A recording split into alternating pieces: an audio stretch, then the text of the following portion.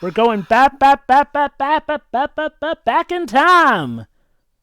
I guess. Literally, this game actually takes place. Like I said at the end of the Two Thrones, after the lackluster success of the reboot, Ubisoft went back to the Sand saga Prince of Persia in 2010, using the Assassin's Creed 2 engine to create this game called The Forgotten Sands.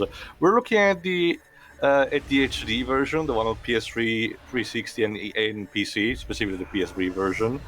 I'm just checking the usual stuff. But shouldn't we be doing the reboot? The reboot is for another time, and when Shira is also aboard. Believe me. So, Gio, are we looking at the PS2 version or the HD version? HD version, Joe, because like I said, there are four different... So is this like an HD remake or something? No, there are 4 different versions of this game, like I said, and each of them has a different plot. This is the one that is canonical and the only one that really matters in the grand scheme of things. Oh God, that's right. That's kind of like how. That's right. So it's kind of like how East 4 has 2 games. It's an interquel between one Sense of Time and War Within, and it showcases what the prince was doing after having helped Farah, but just I love that the difficulty options were either easy, normal, cancel. Oh, that reminds me, Tio, just to check, is this one of those cases where the PS2 version was, a different story as well? There wasn't the PS2 version, Jova. Oh, right, there wasn't. Don't you see, the easiest option is to just not play the game. That way you won't be challenged at all. Like I said, Jova, there is a Wii version with its own story, a PSP version with its own story, and a DS version with its own story. Guys! Subtitles! Yeah. Holy shit, this game has subtitles. And as you can tell, the graphic qualities have been up. This is just an FMV, though. Well, not an FMV, but a CG cutscene. No, I could tell it's an FMV. I mean, the PS3 is powerful, but not this powerful. What have you done?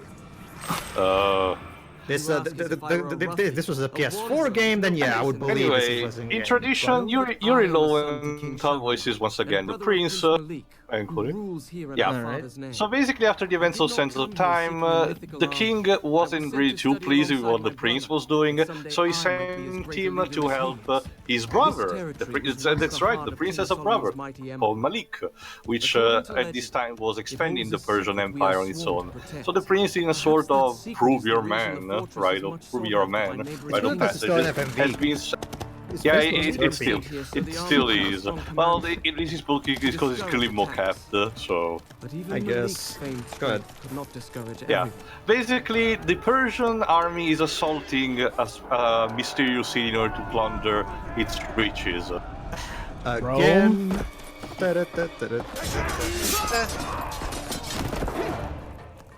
Do these guys have nothing better to do? They're like that guy from the QD that kept trying to invade it.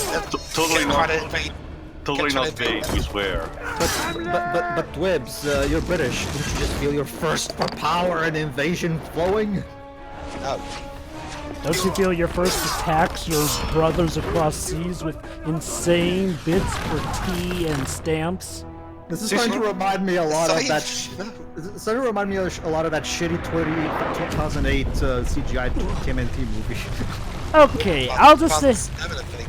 Okay, I'll just state this up for the record. I was kind of baffled that Okay, I get it. People like this trilogy. It still has a place in a lot of people's hearts, but they couldn't think to maybe it might have been cooler to actually play that action set piece instead of watching it. Don't worry, we'll have our occasions to do stuff. Well, speaking of playing, am I the one who found it weird that they chose to make an integral? Okay, I need to say this to Dojo, that here's the thing. Most of the controls have been changed, and if I have to say, for the worst. To the reboot standard! Wait, did the rock just fall on top of his head? Yes. Okay. Okay. Hold on, I need to mention this. They're still functional, don't mind, they're still functional, but if you come to this game right after the main trilogy, you're gonna feel so out of your comfort zone and need to readapt extremely quickly. And it's not even like the reboot, Jova, because the reboot is a complete different system altogether on its own. Okay, I probably should have worded it better, but this gameplay style feels like a transition between the original... instead of R1. Okay, let me put it this deal. This gameplay style feels like a transition between the reboot and the trilogy, more likely. Even Like, though it came you out know... after the reboot. Well, it still has the parkour at least. Yeah, oh, it still has, don't worry. I'd say it's kind of like the two thrones in a sense that while there's still a lot of emphasis on combat, even more so than before, there's still a lot of acrobatics to use. Jova? Yes, Swibs? For comparison's sake, how would you say the controls felt, say, if you play Devil May Cry 1 through 4 and then you jumped into DMC? Depends on if you're playing the original DMC or if you're playing the newer version of DMC, which comes with, you know, the ability to scale how the gameplay goes. Let me put it like this. The DMC reboot doesn't have bad gameplay, but it feels really way too butt easy for a Devil May Cry game, in the sense where it feels a lot more like it's on autopilot than the original Devil May Cry game. And the original version was locked at 30 frames. Yeah, let me put it like this. Yeah, it's fun for... Okay, it was fun like the first 30 minutes or so, but eventually, especially if you played the original trilogy of Devil May Cry beforehand, you're kind of wondering... Well, okay, quadrilogy. Yeah, quadrilogy, Jova. Whatever. It got to a point where you kind of wondered, why am I not just playing those games instead? Unless you, for some reason, like the atmosphere and story in the reboot better, and good luck with that. Even people who like the reboot hate that story. The odds in this battle are not in our favor. The point, I guess... Also, another big problem that will be shown even more so later. This game doesn't let you save manually anymore, it has autosave. Now, it's not really a problem per se, but on the PS3, the game basically stops for a couple of seconds every time it does that. And a lot of times it happens at the beginning or at the end of cutscenes, meaning that a lot of times the audio gets desynced completely. So it's kind of like in Beyond Two Souls, where if you go back to our original PS3 playthrough, you might notice that every time the autosave icon appears, you'll notice that the game literally drops to 0 frames per second for like a full second. It's not that bad, and surprising. Also, you don't refill your health anymore by drinking water. Now you just break pots and magic energy flows into you. That's so unnatural for the franchise right at this point. What are you saying, Tio? I do love my Legend of Zelda knockoffs. Looks like the only way out is to climb Well, when did this come out again? 2010. Didn't I think DMC did something like. I think DMC did something like that too. You recharge stuff by breaking. Yeah. Well, that's something more natural for DMC. Yeah, these kinds of sections still remind me a lot of, especially because this coming out after Uncharted 2. Yeah, these sections in particular remind me a lot of Uncharted. To be fair, it's technically building off of the tried and true formula in some aspects. Like I said in the Two Fronts playthrough, Jova, I genuinely think that Amy Hennig probably played these games and took inspiration from when she made Uncharted. And he's dead. Okay, I'm gonna note one sort of issue I have with this game. It's way, way, way more cinematic than its older brothers. It's easier, believe me. I mean, I'm glad that the prince doesn't drop dead for jumping off of a ledge or something, but at the same time, combat is even easier, even in harder difficulties. You always have some tools at your disposal, and the acrobatics have been more streamlined thanks to the cinematic aspect which Jova mentioned. Well, how different is in between the difficulty modes? Like, does the hard mode only combat-wise. They only really alter, you know, how much health you lose in battle, and also how many enemies you'll have. Damage dealt by the enemies and the health that they have. It does not affect the platforming, though, and the platforming is the main thing in a Prince of Persia game. Well, to be fair, I don't expect that. Like, okay, so it has a more cinematic approach. Does the story make up for it, at least? It's fine, but due to being an interquel, especially for this being an interquel, it's a bit inconsequential. I mean, yes, you can say that it kinda does explain a bit why the prince is so fucking edgy. Because we so all wanted to know that and not just be rid of it. Well, to be fair, I at least appreciate the effort, at least trying to say why such a shift in character development. I guess I would appreciate it more if it weren't for the fact that this was the last we got to see going. The way it's presented, it's a bit abrupted, shall we say. You'll see by the end of the story itself. I kind of like how they keep a bit with the, they explore a bit with the lore building of the world of the Sen trilogy, and say that there are different powers than the one of the Sands of Time.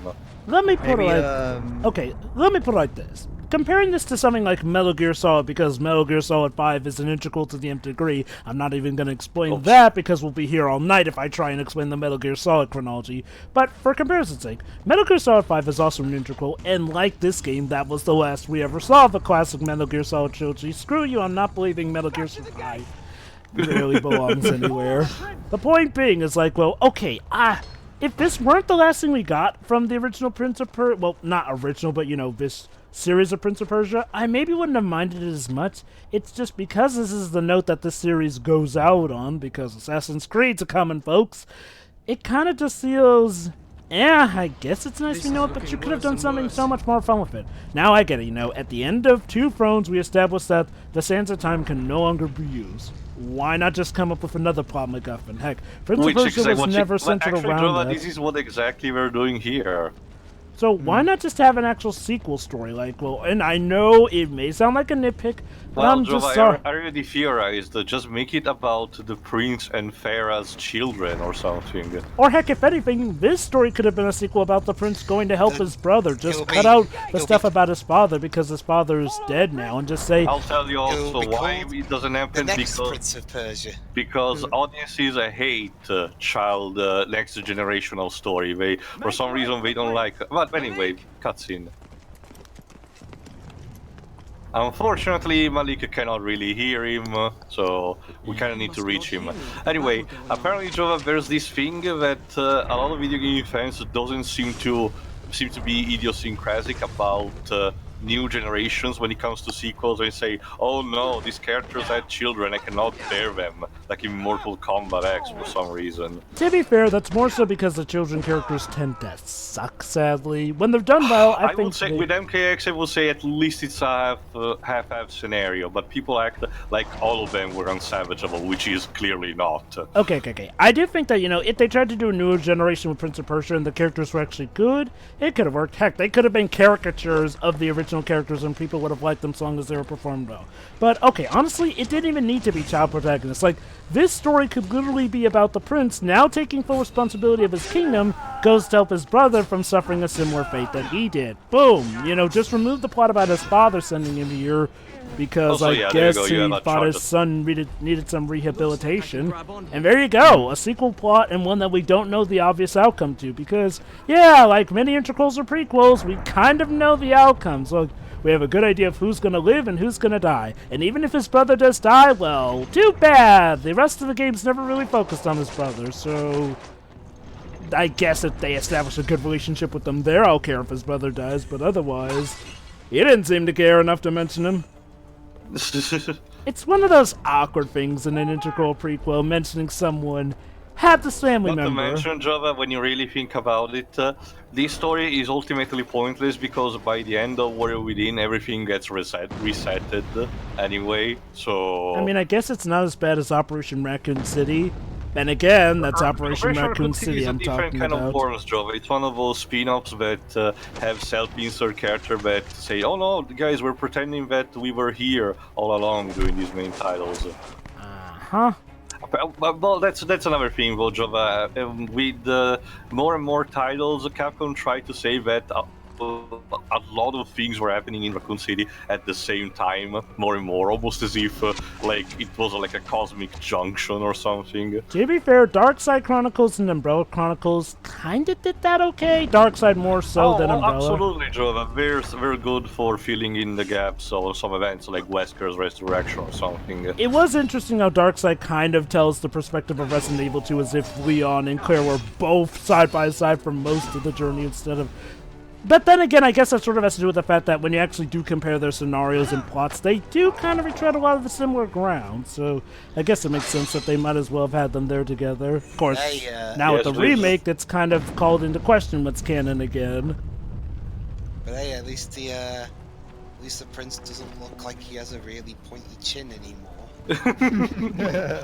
Although his eyebrows are still a bit hard to spot for this version.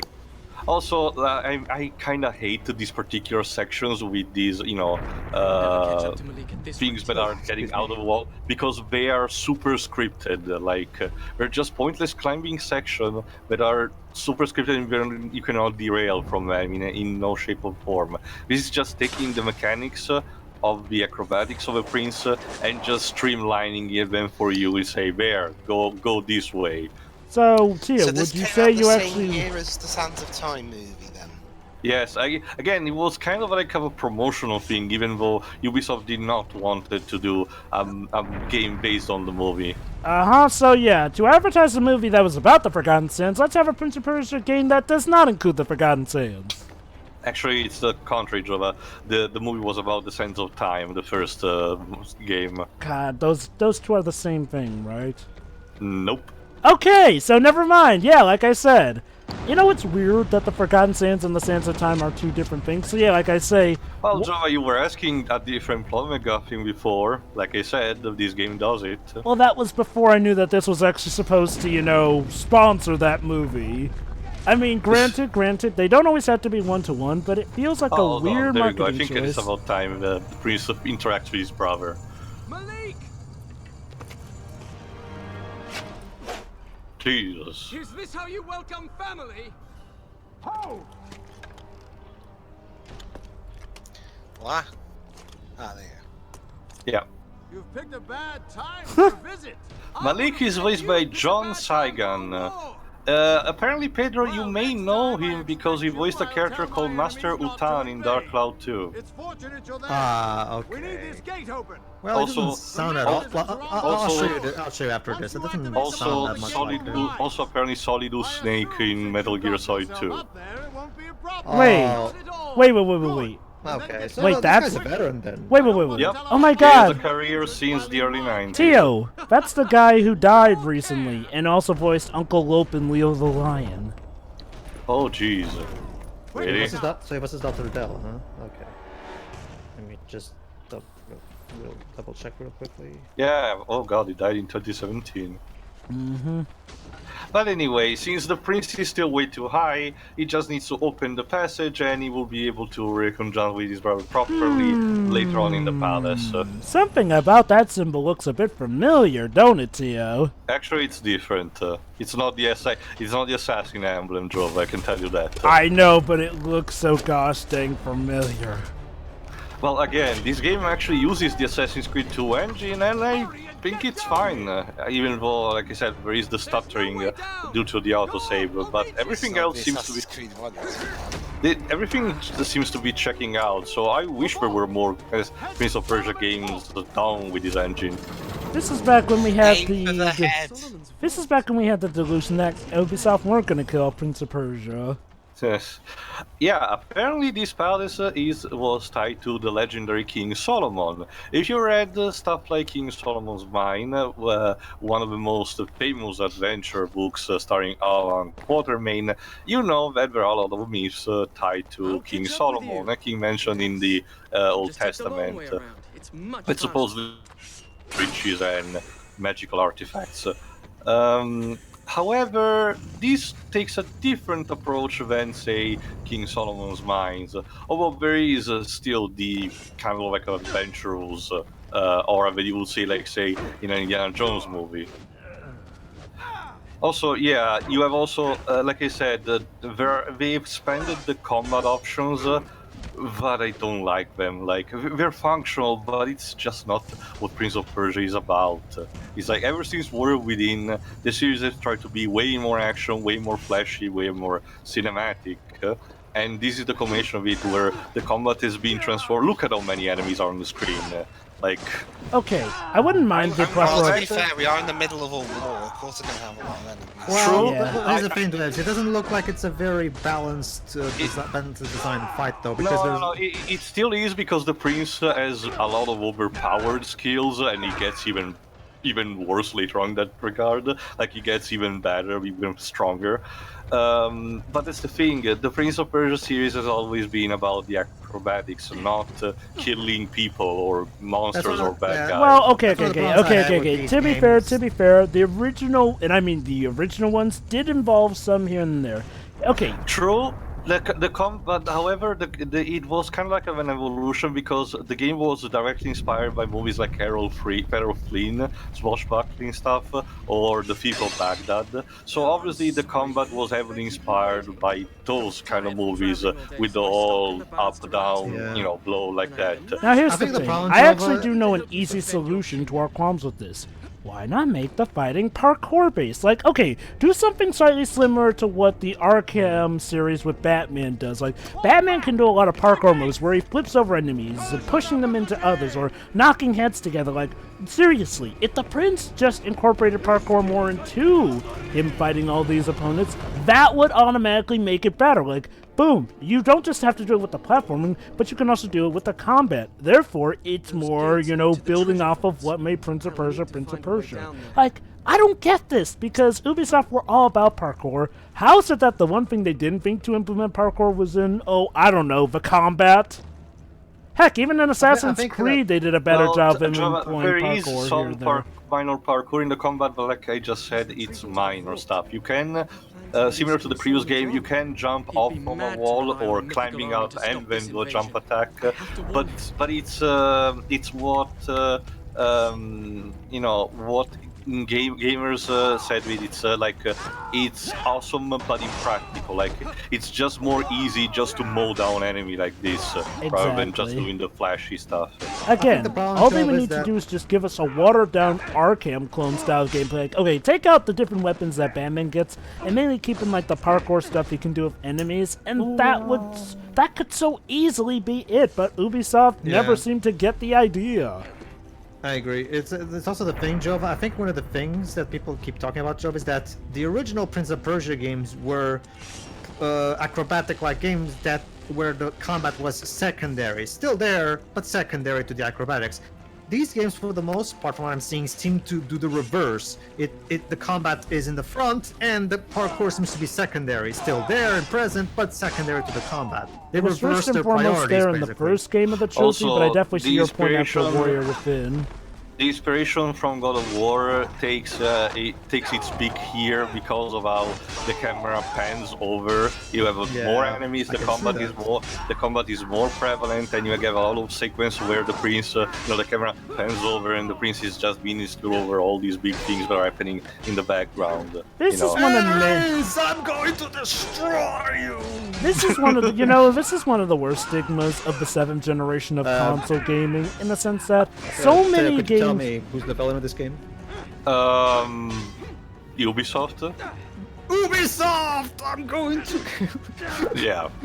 One of my most common stigmas that I really don't like about the 7th generation of console gaming is a lot of games, although mainly with Microsoft and Sony, Nintendo are doing their own thing, but between games released on Microsoft and Sony consoles, a lot of them either try to just be a hack and slash clone of Devil May Cry or a hack and slash clone of God of War. Like, it is amazing, and the main problem is that this affected even series that were out before God of War, but all of a sudden they wanted to be God of War. Like, I'll give Sonic Unleashed credit. Yeah, some people do call that a God of War clone, but that was one of the more unique ones. No, the problem is that when it comes to games like these, when it's a God of War clone, it's God of War, like, down to the basics, minus some of the stuff that makes God of War more fun. Like, Viz had that issue, Jack and Daxter had the tonal trying to copy Also- God of War. Ugh. Also, Well- Go ahead, sorry. the composer, if you're wondering, is Steve Jablonski. Apparently, he worked on a lot of movies, like some of the Oh, big Steve Jablonski. formers, I'm actually and familiar with him. Apparently, he's worked a lot with Michael Bay. Yeah, that's the thing too. Steve Jablonski is Michael Bay's John Williams of sorts, I basically. mean, I can tell you this: the Oh, and also he did some additional work on Metal Gear Solid 2 as well. Yeah, he But did. here's the thing: the music is actually fine in this game, Yeah, and Steve is a good composer. The problem is that a lot of time is miscast. no, Well, a lot of times it tends to be in projects, aside from Metal Gear Solid 2, it tends to be in projects that are either not very good or just flat out terrible. So it's basically the same stigma with M. Night Shyamalan's go-to composer, who surprisingly has not been his go-to composer lately. Yeah, Jensen Howard. Well, remember, Joe, Jensen Howard is not exactly a cheap composer, and recently Shyamalan has to deal with cheap budgets. But Like he- indie budgets. But Pedro, he So- was such a rising star. He was doing so good with, The Visit. Then he was doing really great with Split. So then came his magnum Well, opus. He was. It's just that the Yeah. third act of Glass ruined everything. Even Glass, like the first two acts are great. It's just that fucking third act is literally painful to watch. Because It's Shyamalan literally amazing how- destroyed- It's painful. Shyamalan destroyed the entire trilogy in just 30 minutes. It's amazing. Not only that, Pedro, he's literally a joke in the presses now thanks to the third act of one final film. And while normally I'd say that's overreacting, having heard some of the context without spoiling myself, I can see why it's kind of earned because he flew too close to the sun and he's back to being cocky again. Yeah. I think that's the problem. He allows praise to get to him easily, and he just goes on this ego trip. That's his problem, his ego. If there's, if I ever get a job in the entertainment industry, I'm gonna make a rule for myself: never to get too cocky to the point where I think I can do no wrong, because that seems to be the most common that's road to ruin. Well, that's No, not it's just to show that some of the enemy army is already plundering the treasures of King Solomon. mind. That's not always. It's not always a hard and fast rule. I mean, you could be the most humble guy on the planet. and Oh still make a my! How progressive, a gay couple. The invaders had reached the But yeah, well, anyway. Also, another small thing, one thing that I actually want to praise this game for is that the prince is back to be very chatty, both in narration and in game. So you will not get that many sequences where he just shuts up for a long time. There will be always something in the background, not to the point of annoyance, mind you, but just something, either the prince reassuring what's going on or some events happening. So you will, the pacing on that regard is actually better. Sure. That I know looks I've been like a compl- homing shot. As long as it's not something like in Sonic Heroes, they mostly just spout tutorial stuff. I'm fine. This Anyway, turtle yes, swimming Pedro? with a block on his back. It's hold on. Elevator. Okay. Yeah, Basically, just show me the sequence. to follow up on what Teo was saying, yes, Dr. Dell is actually one of the obligatory recruits in Dark Chronicle. He's actually obligatory in Chapter 3, and yes, like Teo just said, he's voiced by the same guy who voices Solidus. Who knew? Huh. Okay.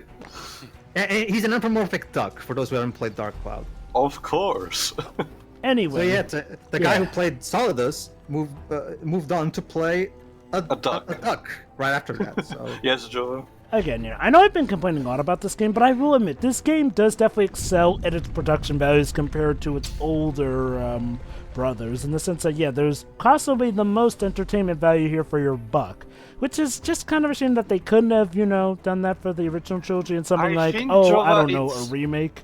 But I digress. I think it's kind of a trade-off in a sense that yes, the production value is way better, presentation, music, and interface and everything. But in the process, it becomes kind of like junk food in a sense that it's serviceable, but it could be so much better at the same time. Yeah, I mean, okay, say what we will about the original trilogy, but I'll still hold that 1 and 3 are overall pretty solid gameplay-wise. Like, the main issue we had with them was everything but the gameplay mainly. Like, 3 actually managed to combine both combat and parkour, and that's the part. Yeah, we'll see what happens. We'll see what happens when the prince reaches his brother in the next part. See you then. yeah. See ya.